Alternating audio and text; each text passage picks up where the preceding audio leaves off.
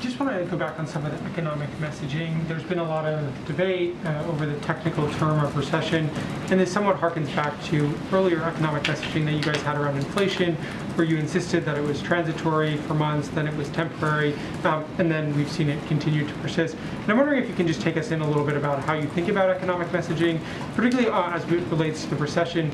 The argument over whether we are or not in a recession, I think when we talk to Americans, sort of misses the point about the economic attitude and feeling that they have, and the struggles that they face with increased prices across the board, as we've seen over the many months. And I'm wondering if the White House finds it effective to debate the technical term of recession versus speak more broadly to Americans, who it doesn't really matter whether a group of economists that they've never heard of declare a recession when it comes to their, just getting by. No, I get your point, and to some degree I agree. Right, there are Americans here who are feeling the high prices and the cost very personally, and that is something that the president, I believe, has talked about almost any time that he talks about the economy. He talks about the pain that the American people are feeling, and he talks about his plan and what he is going to do to lower cost.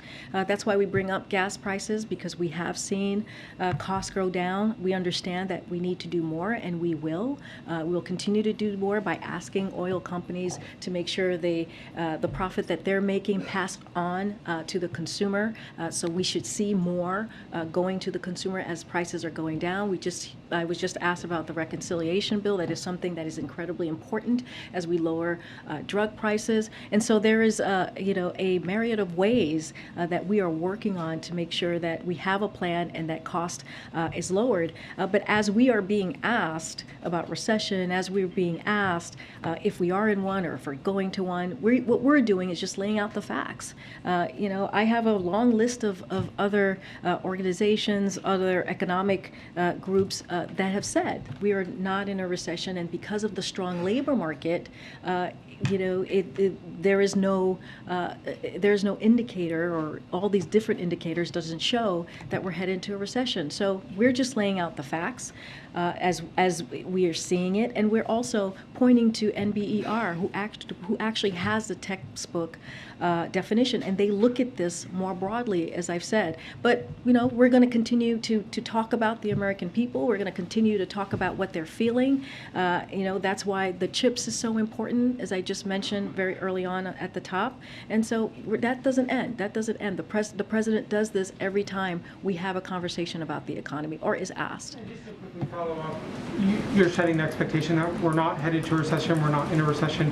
What happens if the NBER does declare we're in a recession? Well, that's a hypothetical. I'm not going to get into that. I'm just saying where we are currently, how we see things, how the multiple economic indicators that are in front of us do not play in a way where we would be currently in a recession at this time. And just lastly on that very quickly, does the president have confidence in his economic team's ability to forecast and predict?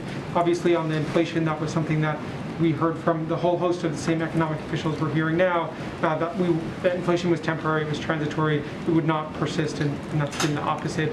They're now saying the same thing about a recession. I'm just curious. So the president has full confidence in his economic team.